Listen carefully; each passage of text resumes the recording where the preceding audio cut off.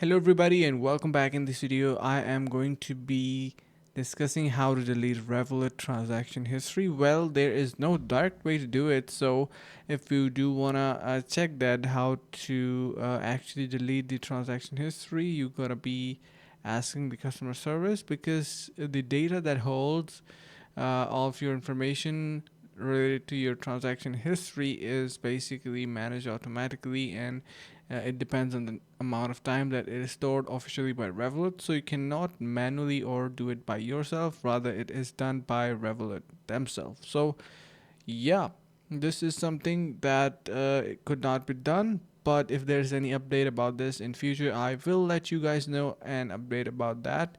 And yeah, so for now this is the case that we cannot do it by ourselves. I hope this helps and save you a ton of time.